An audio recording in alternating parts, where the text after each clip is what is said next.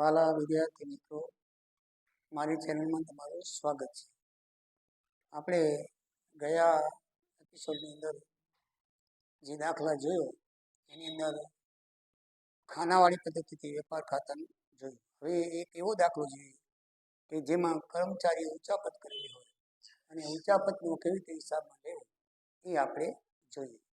તો દાખલાની અંદર જણાવેલું છે કે એની અંદર કાચા નફાનો દર પણ શોધવાનો છે અને ઉચાપત કરી રકમને કેવી રીતે હિસાબમાં લેવાનો એ પણ આપણે સમજવાનું છે. તો દાખલામાં લખેલું છે કે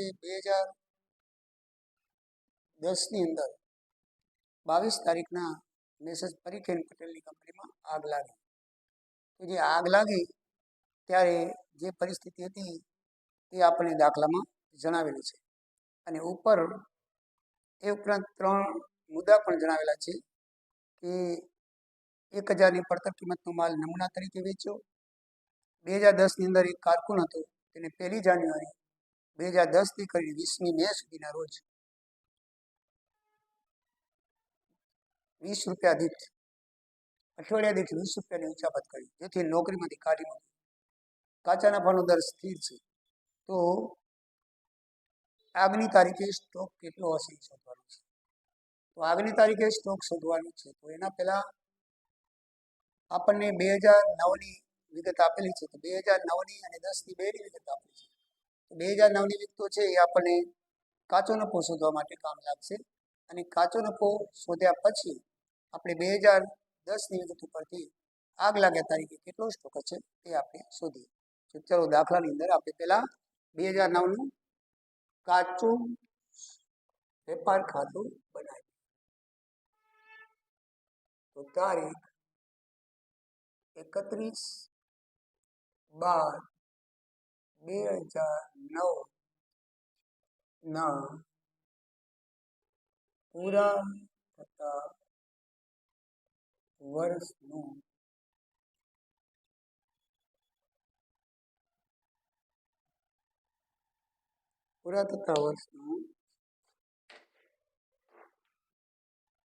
કાચું વેપાર ખાતું. એવું કાચું વેપાર ખાતું.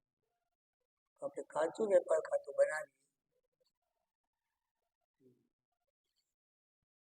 ઉધાર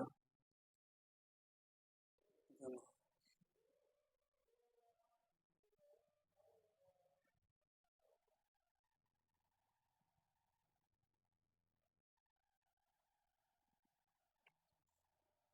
વિગત રકમ રૂપિયા. વિગત રકમ રૂપિયા. તો આપણને વિગતમાં એમ આપેલું છે કે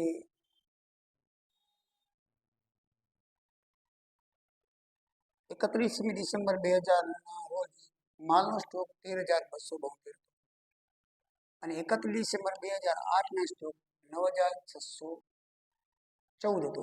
હવે જો 31 ડિસેમ્બર 2008નો જે સ્ટોક છે આખો એ 2009ની અંદર શું બને? શરૂઆતનો સ્ટોક બને. ડાયરેક્ટ આપણને નથી કીધું, પણ એમ કીધું છે કે 2008ની અંદર આખરનો સ્ટોક 9,614 હતો. તો આપણે કાચું સર્વે બનાવી છે 2009નું, તો એ શરૂઆતનો સ્ટોક બનશે, બરાબર ને?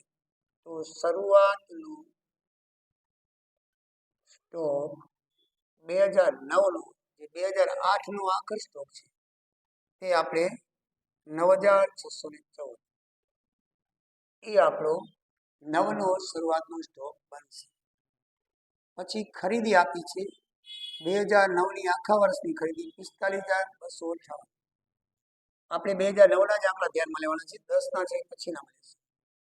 એટલે ખરીદી આપી છે 45,258. 45,258. વેચાણ આપ્યું છે 52,000. 2009નું વેચાણ આપેલું છે દાખલાની અંદર 52,000. પછી 31મી ડિસેમ્બર 2009ના રોજનો સ્ટોક ડિસેમ્બરનો છે એટલે આખર સ્ટોક કહેવાય. 13,272 આપેલું છે. દાખલામાં આપી દીધેલો છે. આખરનો સ્ટોક ડિસેમ્બર લખ્યું છે ને એટલે આખરનો સ્ટોક કહેવાય. 13,272.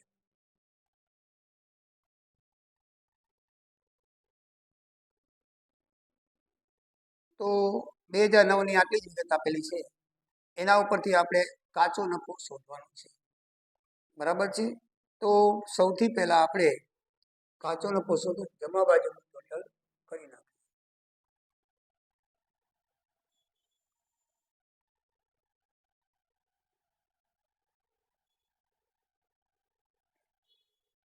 જમા બાજુનું ટોટલ કરશું તો 52 ને 13 65,272 ઉપર લખી નાખીએ. આ બાજુ પણ 65,272 આવવા જોઈએ. બરાબર છે. કુલ સરવાળો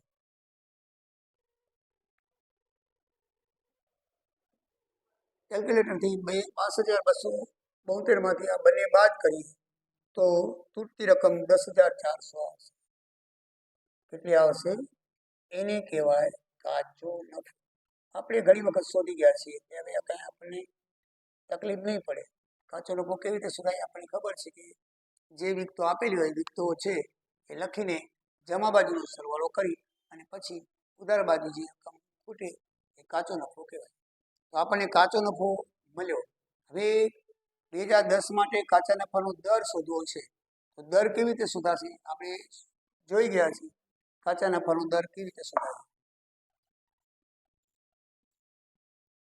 કાચા નફાનો દર, કાચો નફો કાંઈ પણ દાખલામાં આપેલું નથી એટલે એ આપણે પહેલા શોધવું પડે. તો કાચો નફો શોધ્યો. હવે કાચા નફાના દરનું સૂત્ર આપણને ખબર છે. શું થશે ખ્યાલ છે ને? જો કાચા નફાનો દર બરાબર કાચો નફો ભાગ્યા વેચાણ ગુણ્યા 100. તો કાચો નફો કેટલો છે? 10,400 ગુણ્યા 100 છેદમાં વેચાણ છે 52,000. બરાબર છે. તો આ બે મીંડા ઉડી ગયા. એક મીંડું ઉડી ગયું. 52 એકા 52 ને 52 104. 10 દુ 20% થાય. બરાબર છે. તમે કેલ્ક્યુલેટરથી કરી શકો છો. કાચા નફાનો દર કેટલો થશે? 20% થશે. તો 20% આપણે 2010નું જ્યારે દાવાની રકમનું પત્રક બનાવશું ત્યારે તમને ખ્યાલ આવશે. એવી જ રીતે આપણે ઉચ્ચાપતની રકમ શોધી લઈએ. પછી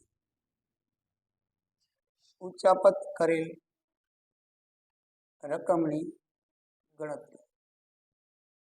બરાબર. આ કરી લઈએ એટલે પછી સીધું આપણે દાવાનું પત્રક શોધી લઈએ.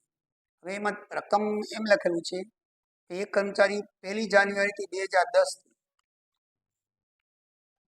1/1/2010 ત્યાં સુધી 20 મે 2010 આ ગાળા દરમિયાન એટલે દર અઠવાડિયે 20 રૂપિયા ઉચ્ચાપત કરેલી છે. તો પેલા જોવું પડે અઠવાડિયાનો દીધું, દર અઠવાડિયે કીધું છે. આપણે ટોટલ નથી આપી દીધું. અઠવાડિયાના 20 રૂપિયા ઉચ્ચાપત કરતો. તો આપણે આ દિવસ સુધીના આપણે એના અઠવાડિયા બનાવવા પડશે. કારણ કે અઠવાડિયાનો દર દિવસ છે. 2 દિવસ કે 5 દિવસ કે આ ગાળા દરમિયાન એમ નથી કે દર અઠવાડિયે 20 દિવસ ઉચ્ચાપત કરતો. તો આના દિવસોની ગણતરી કરી તો જાન્યુઆરીના 31 દિવસ, ફેબ્રુઆરીના 28 દિવસ, માર્ચના 31 દિવસ, એપ્રિલના 30 દિવસ અને મેના 20 દિવસ લેખશું. આની ગણતરી કરીએ તો 8 ને 2 10 નું 16 4 ને 6 9 ને 12 ને 14 એટલે કુલ દિવસ છે 140 દિવસ થાય. હવે એક અઠવાડિયું તમને ખબર છે કે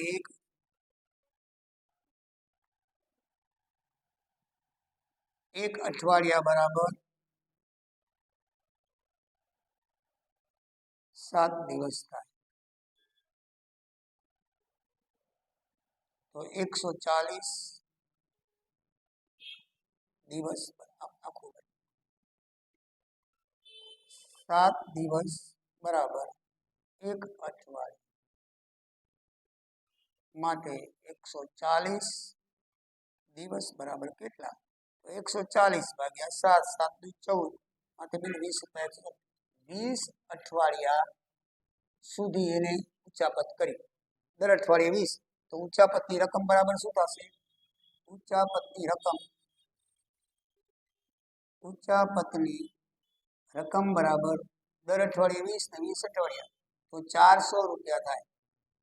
જોજો, ઉચ્ચાપતની રકમ બરાબર કેટલી થાય? 400 રૂપિયા થાય. તો આ બે આપણે ગણતરી કરી લીધી.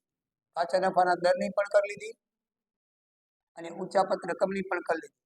જો ઉચ્ચાપત કરેલી રકમના પેલા દિવસો ગણવાના છે, દિવસોના અઠવાડિયા બનાવવાના, કારણ કે દાખલાની અંદર અઠવાડિયાની ઉચ્ચાપત આપેલી છે.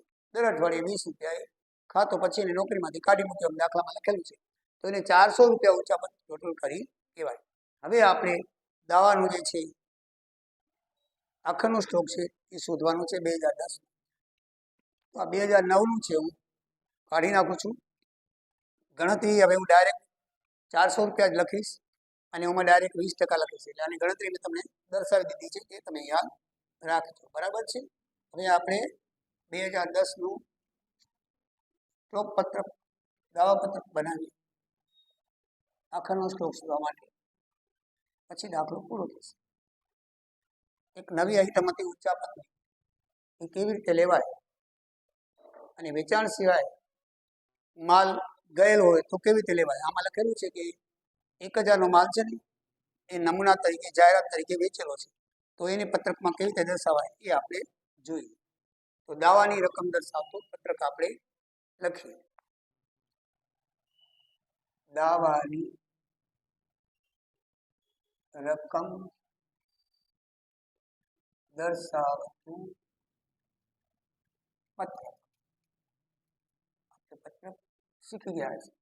બરાબર છે.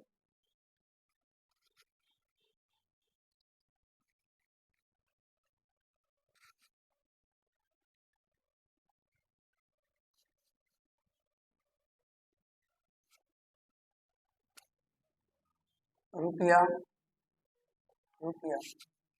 અહીંયા આવશે વિગત. તો પહેલા તો શરૂઆતનો સ્ટોક દાખલામાં આપેલો છે, બરાબર છે. 1/1/2010 એ લખી નાખશું. શરૂઆતનો સ્ટોક પત્રકનો નમૂનો મેં પહેલા તમને ઇન્ટ્રોડક્શનમાં શીખવાડી દીધો છે, એ પ્રમાણે આપણે કરવાનો છે. 1/1/2010 ના રોજ 13272 એ શરૂઆતનો સ્ટોક આપેલો છે. બરાબર ને? દાખલાની અંદર લખ્યું છે 31 ડિસેમ્બર 2009 ના મૂળ કિંમતે 13272 હતો. એટલે આ જે છે ને દાખલાની અંદર આખરના સ્ટોક તરીકે આપેલો છે, પણ 2009 નો આપેલો છે આખર. તો આપણે હિસાબ કરીએ છીએ 2010, એનો હિસાબ કરીએ છીએ 2010 નો. દાવાનું પત્રક છે 2010.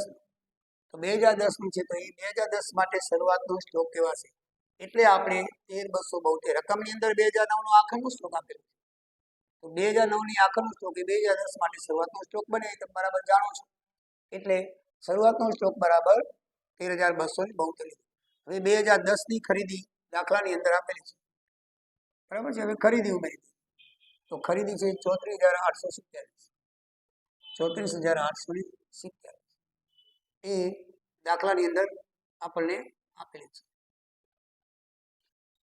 આ રકમ આખા નામ લખવી જોઈએ. મેં ભૂલથી આખા નામ લખી, બરાબર છે. એટલે આનું જે ટોટલ થશે એ કેટલું ટોટલ થશે? 48,099. બરાબર, 48,099 થશે. એટલે આપણે કઈ શરૂઆતનો સ્ટોક હતો એમાં ખરીદી ઉપર, એટલે અત્યારે માલ આપણે આટલો હતો 2010. એમાંથી કેવી રીતે માલ ગયો એ આપણે બાદ કરવો પડે. એટલે આપણે આગલા ગયા તરીકે ખબર પડે. હવે આ બાદ શું બાદ કરશું? તો વેચાણ બાદ કરશું. તો વેચાણ દાખલાની અંદર આપેલું છે 2010 49,170 રૂપિયા આપેલું છે. કેટલું આપેલું છે? 49,170. હવે જો ઉચ્ચાપતની રકમ આપણે શોધી હતી 400 રૂપિયા, તો એ 400 રૂપિયાને આ વેચાણની અંદર એડ કરવા પડશે. શું કામ એડ કરવા પડે? કારણ કે આપણા ખાતે તો ભલે ઉચ્ચાપત કરી ગયો, પણ આપણે તો એને વેચાણ આપણે કરી તો એ ગયો ને, કોઈ પણ રીતે એ જાય, બરાબર છે, તો વેચાણની અંદર ઉમેરવું જ પડે. ઉચ્ચાપત કરી હતી તો ઉચ્ચાપત એક જાતનું વેચાણ જ કહેવાય. એ માલ ભલે ચોરી છુપીથી લઈ, પણ આપણે એને શું કરશું? એની રકમ વેચાણની અંદર એડ કરવી પડશે. તો વેચાણની અંદર લખીએ ઉચ્ચાપત કરેલ રકમ કેટલી છે? 400 રૂપિયા. તો ટોટલ વેચાણ એનું આવ્યું 49,570. યાદ રાખજો, ઉચ્ચાપત કરેલ રકમ વેચાણની અંદર ઉમેરવાની. એટલે પરીક્ષામાં ક્યારે પણ પૂછાય તો તમને ખ્યાલ રાખો. ઉચ્ચાપત કરેલ જે રકમ શોધી હતી એ હંમેશા આપણે વેચાણની અંદર શું કરશું? ઉમેરી દઈશું. હવે એમાંથી આપણે બાદ કરશું કાચા નફાનો દર. બાદ શું કરશું? વેચાણ પર 20% કાચા નફાનો દર.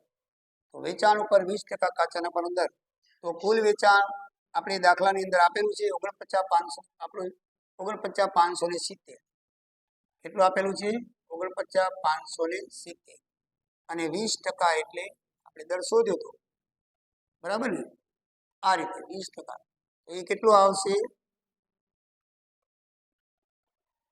9,914. 9,914. બરાબર છે? 1 મિનિટ 2 મિનિટ અને 49 57 ગુણ્યા 2 કરો તો 9914 આવશે.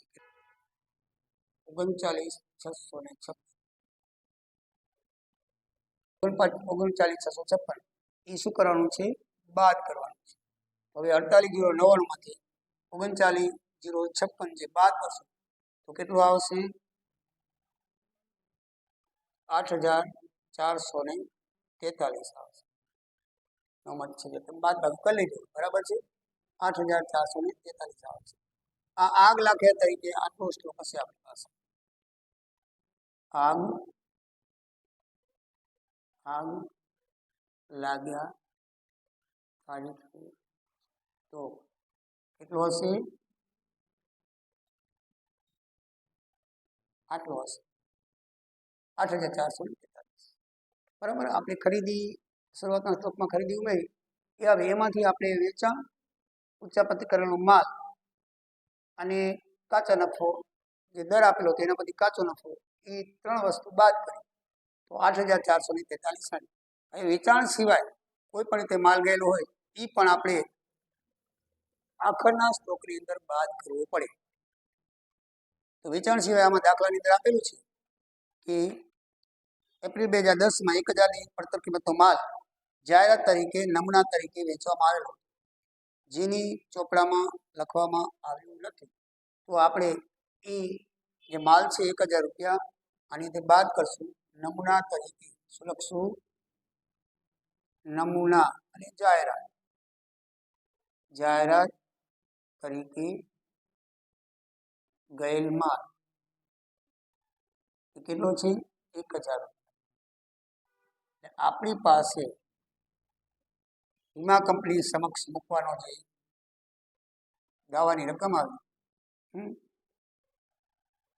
વીમા કંપની સમક્ષ મૂકવાની દાવાની રકમ. આ શું આવશે? દાવાની રકમ 7,443. કેટલી આવશે? 7,443. આ આપણો જવાબ આવશે. સમજણ પડી? ફરીથી સમજાવી દઉં 1 મિનિટમાં. આખરનો સ્ટોક 2009નો આપેલો છે દાખલાની અંદર. એ 2010 માટે શરૂઆતનો સ્ટોક થશે 13,252. પછી 2010ની ખરીદી દાખલામાં આવી છે 34,827. એનો સરવાળો કરશું તો 48,099 થશે. હવે એમાંથી બાદ શું થશે?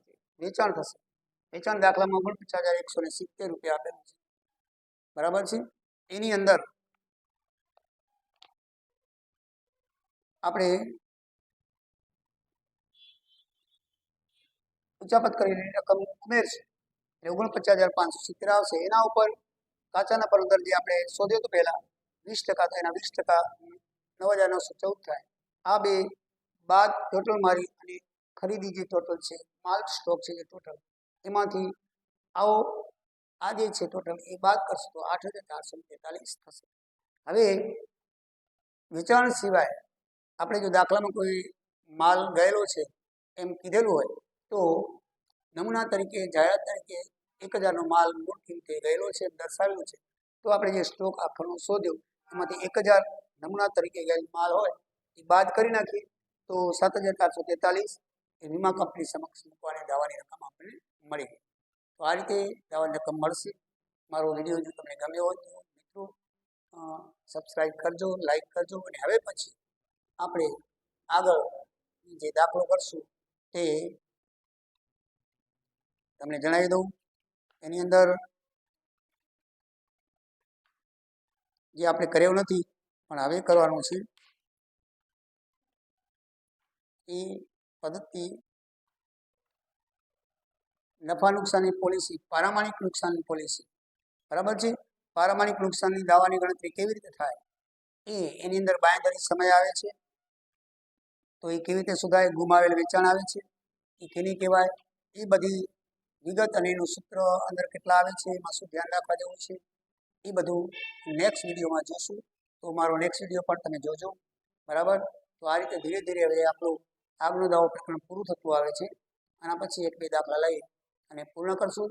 મારા વિડીયોને ફરીથી કહું છું, સબસ્ક્રાઈબ કરશો. જય સિયારામ, જય દ્વારિકાધીશ.